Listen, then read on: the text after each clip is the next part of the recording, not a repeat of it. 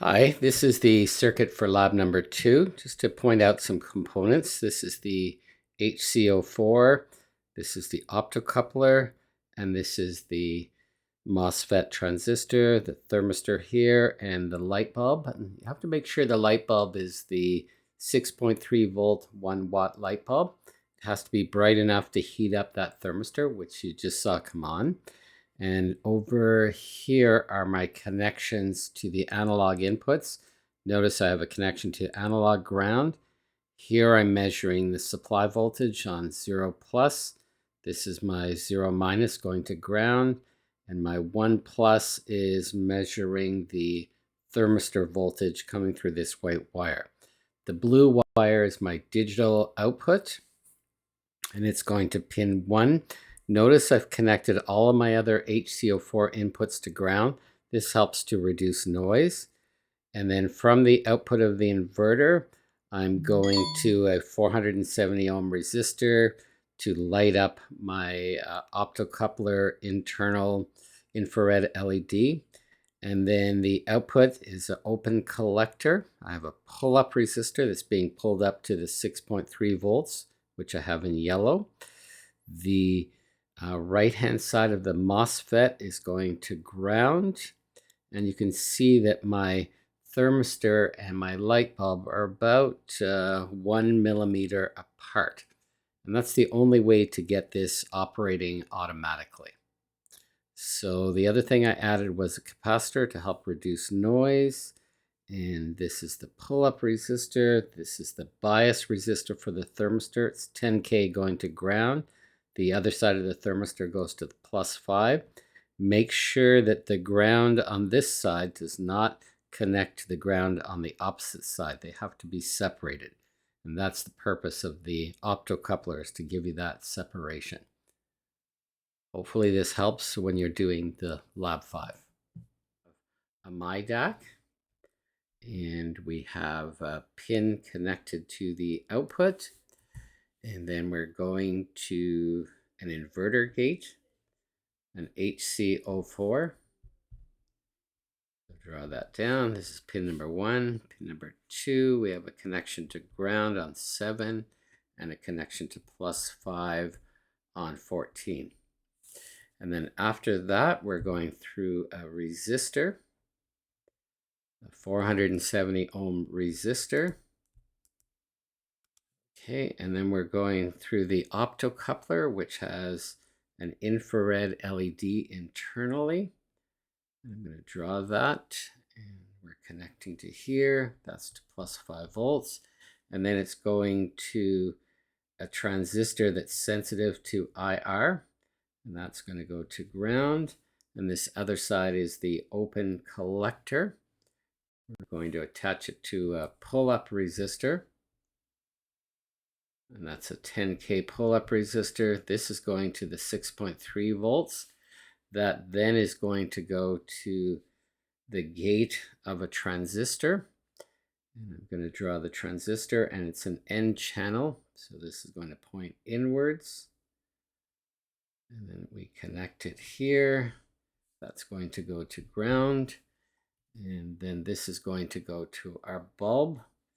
I'm just going to draw the bulb like this, and this also goes to 6.3 volts. Okay, so that's basically all the circuitry that you would need. And the optocoupler is basically 4 pins, and you can use the information from the data sheet to determine which pins go to what in the circuit. Okay. I'm actually just going to open this to see that. So this is going to go to pin number 2. This is pin number 2, pin number 1, and 5 is the collector, and 4 is the emitter, and the transistor is gate, drain, and source. So I can draw that here. Gate, drain, and source. And that's an IRL Z24.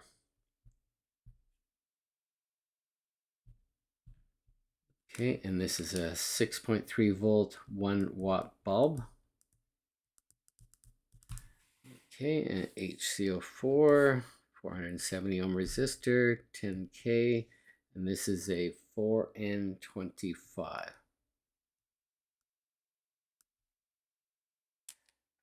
Okay, so that's that part of the circuitry. So once we've got that drawn, we can move over to the analog input. So for the analog input, I'm just going to switch to a different page. And for that part of the circuitry, we have a thermistor. That's the 10K thermistor at 25 degrees Celsius. Make sure that that side is going to ground. This is the connection between the two. This is the 10K bias resistor. This is the thermistor. So it changes with heat. And this connects to plus 5 volts. And the other thing that we'll be doing is connecting this and this to our analog inputs on the myDAQ. And this is going to channel 0. Okay, that's going to channel 0. This is going to channel 1.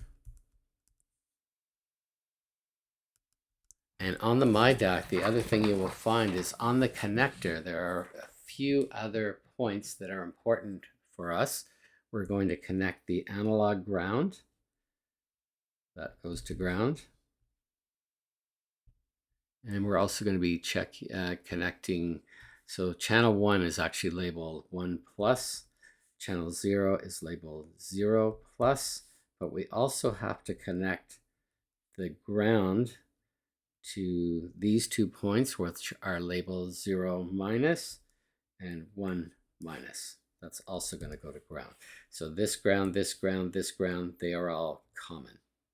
Okay.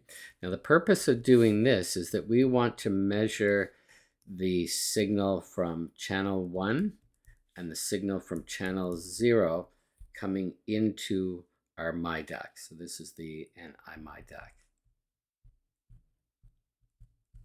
Okay, so hopefully that helps. This is the thermistor. It's 10K at 25 degrees Celsius. And you might remember that here's 3 kind of important points. 25 degrees Celsius, 20 degrees Celsius, 30 degrees Celsius. This is about 8K. This is about 12.5K. And this is about 10K. Just helpful points when you're trying to troubleshoot. Hopefully this helps. All right, I'm doing a demonstration of Lab 4, the final part, and I'm starting off with the program stopped, but I'm going to run it, and I have the hardware connected, and you'll see that in other parts of the video. But I'm going to start here, and you'll notice that this red line jumped up very high. I think that's because the bulb was on before I started this. But these are the different samples down here, and it's going from 0 to 1023. Every 100 samples takes about 10 seconds because each sample is 100 milliseconds. So you can see that the temperature is coming down now. This represents the upper threshold, okay, the high temperature. This represents the lower threshold.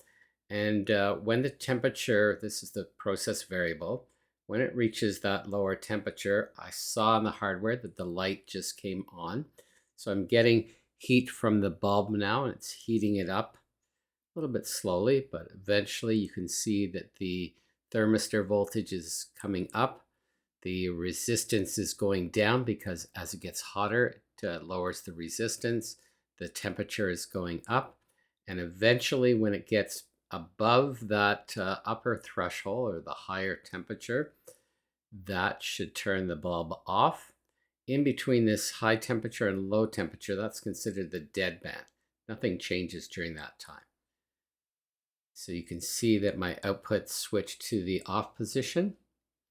Besides that, in the program, I have the ability to test the hardware without being in auto mode. So I turn this off and I go from on. So you can see the temperature is going to start to rise. My bulb is on. and then it goes off. So it's a simple way to do a test of the output hardware. This is my block diagram, and I've covered up the formula node. That's the main part that you have to add, besides building all of this within the LabVIEW virtual instrument, or VI. So to start with, let's look at some of the things that are on this page. Here are my analog inputs. I'm going to click on this. And well, we're going to stop first. Sorry. I click on this. And these are my two channels. One channel is measuring the supply voltage, and the other channel is measuring the channel 0 thermistor value. And if I run this little test, you can see that the supply voltage in my case is about 4.5. The thermistor is about 2.2 volts. So that tells me everything is working okay. I've left this at plus and minus 10, but you can also change it to 0 and 10 volts. It won't make any difference for this particular program. So I'll stop this and click OK.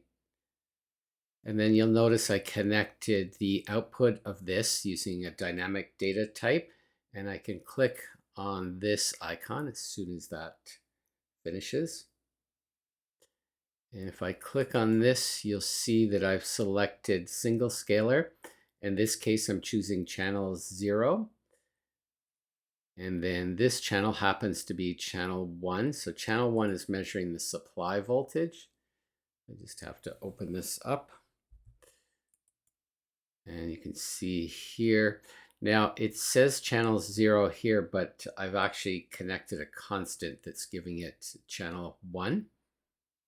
This is my formula node telling me how to calculate the resistance. So it's the supply minus the thermistor voltage. That represents the voltage. So I can add a comment here that the resistance is equal to voltage divided by the current. So this part that we're dividing by, that's calculating the current through the bottom resistor, the 10K resistor. Out here I get the resistance, go into scaling and mapping. So I'll open this up, go to define table. This is the table that shows the resistance on the left and the temperature on the right. It uses linear interpolation to calculate any value in between these 5-degree changes. And to get that information, you have to load the data from a file. Okay, and once I've done that, I go to filter, and I'm using a filter that's called a smoothing type. The specifications are that it's a moving average and a half width of 10. That actually means that it'll take 21 samples, 10 before and 10 after, to average the information. Now I can move on to using this device. This converts from dynamic data. So same thing here where you want to use a scalar. And moving along, this bundle. The bundle is used so that we can have multiple inputs to our waveform. In this case, the filter temperature, the high temperature, low temperature. And this select function chooses between putting the line on the 22-degree mark or the 21-degree mark, depending on whether the heat on is actually true or false. So that's the fourth line. So let's go over to this waveform chart, and let's open up the front panel to look at that. So here's our waveform chart. I have 4 lines: the high temperature or upper threshold, low temperature or lower threshold. The red line is the process variable that's changing. And this is where the 21 and 22 come into play. It turns on or off that line depending on whether the heat is on or off. Now, if I want to change some of the settings in my waveform chart, I go to Properties. Properties is the best place to go to. And here are my different plots. And I actually have 4 of them. If I use this pull down window, I have temperature, high, low. This is where I change the colors. So high temperature is blue. Low temperature is also blue. temperature is this reddish color and a little bit thicker. And then the heat on is green and also a little bit thicker line. Now the scales, this is where I set the X scale. And what I'd want to do here is normally this would be 0 for minimum and 1023 for maximum. Okay, and we don't want auto scale turned on, and we do want to look at the y-axis, and I've set the y-axis for 20 to 30 degrees. You may have to bump this up or down a little bit depending on the room conditions. And the appearance, I've got show digital display turned on, so I see it over here. And the plots, I had that here. Now display format, this is just showing you what the settings should be.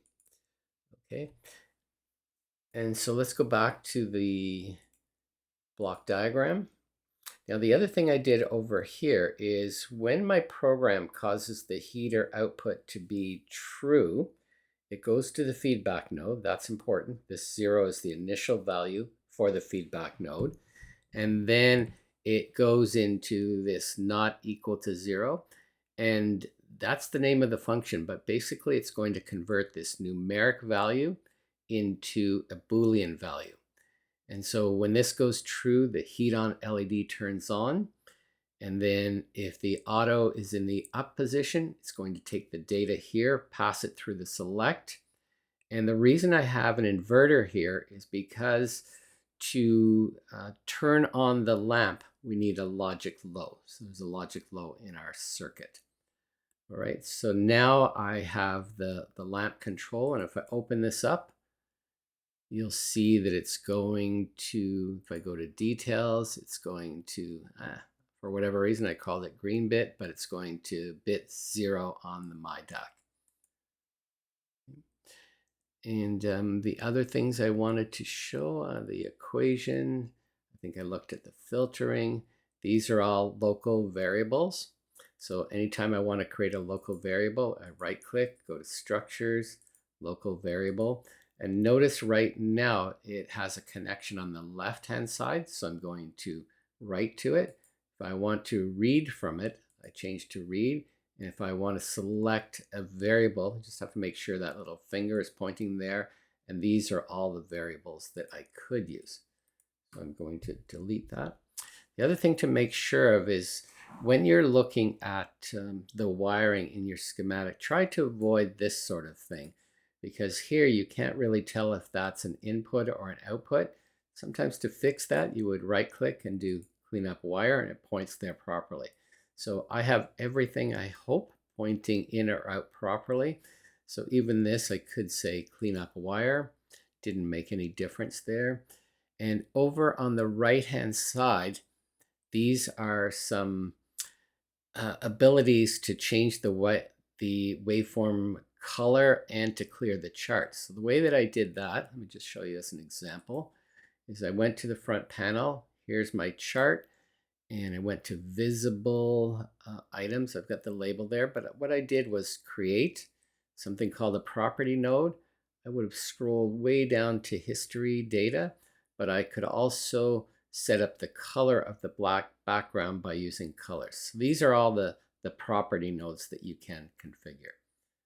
Okay, and when I went into here, I would have brought this over. Right now it's being set up as a write or as a read, but I want to change it to a write. And then you would have selected this connection point, right click, and then I would have created a constant, and that's being used to clear the chart. But I need to delete that. I don't want two of them. All right.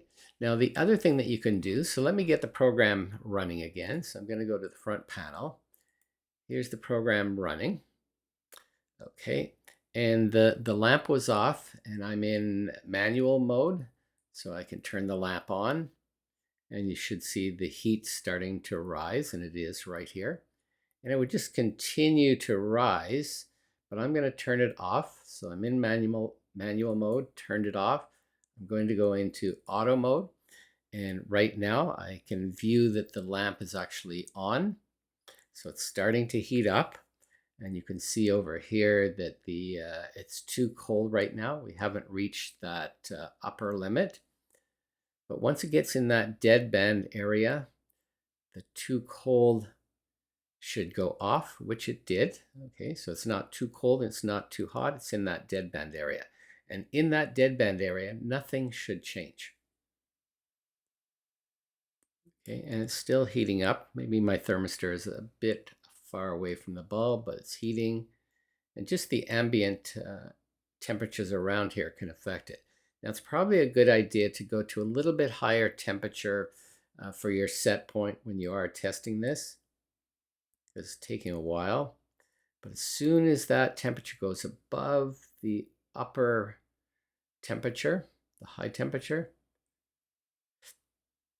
okay, it says too hot. That's a little bit of overshoot. Okay, it's no longer too hot. And it should cool off. And it is. And these are my resistances and supply voltage and thermistor voltage, filtered temperature. Okay, and as I said, each of these samples represents 0.1 seconds. So 100 samples would be 10 seconds, 1,000 would be 100 seconds. So my output is going to come on, a little bit of undershoot, but now it goes off, or sorry, it goes above that lower threshold. So all of this is the time that it's on. This part is the time that it's off. But everything seems to be behaving correctly. So what I wanted to show you next was the probes. So I can click on this wire and put a probe for the thermistor temperature, a probe here for my supply temperature, a probe for my resistance, and a probe for the filtered temperature, which I'm going to actually do it down here. And I can even see the lower temperature. But what this allows me to see is here I have my program and I'm reading my thermistor voltage. I'm reading my supply voltage. The resistance is the output of that formula node. It goes through the scaling and mapping. And then after it goes through the scaling and mapping, it's going to read the resistance. And I do have that somewheres here.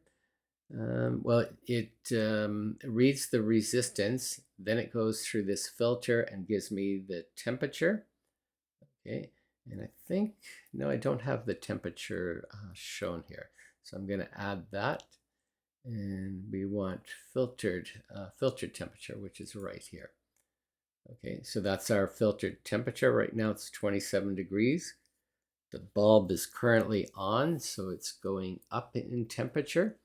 You can see the voltage is changing, the resistance is changing.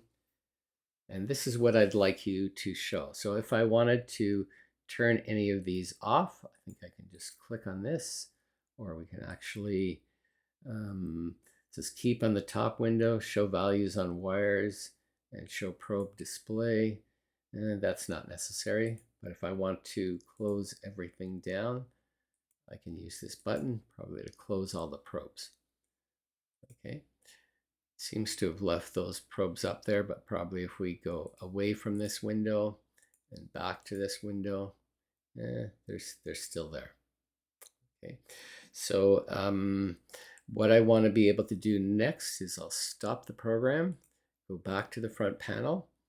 Now, one of the things that I mentioned is using just 2 digits here. So the way that I did that was to right click, go to visible items, and properties, and display format. This is important here, using automatic formatting, 2 digits and 2 digits of precision. And if this is turned on, turn it off. The other thing that you can do, and I think I've done it for these sliders, is right click here, go to properties, and data entry. No, I didn't set those up. Maybe I did it for this. Let me check. And go to data entry. But one of the things you can do for data entry is that particular value if I move the slider up and down, let's just see what happens here. Yeah, notice that it's only moving by a certain amount. And I think probably because I've set that one. So properties, data entry. It probably was there from when I said save as default. But what I could do here is that let's say I only want it to increment by maybe 0.2 degrees. So I'd put 0.2 and say coerce to nearest. The maximum I'm going to apply as maybe 2. And the minimum, let's say the minimum is going to be 0.5. So I can choose that. And then I put coerce as well. Coerce for this, and then say OK. And now when I run the program, when I move this up and down, the lowest it will go to is 0.5. The highest it will go to is 2. And every time I click this button, it goes down by 0.2 of a degree. Okay.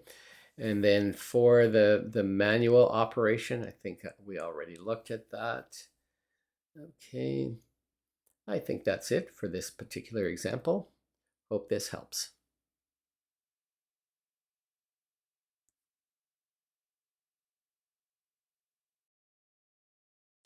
All right, we're going to show you 2 different scenarios. One where the myDAQ output is a logic low on 0, and then one when it's a logic high.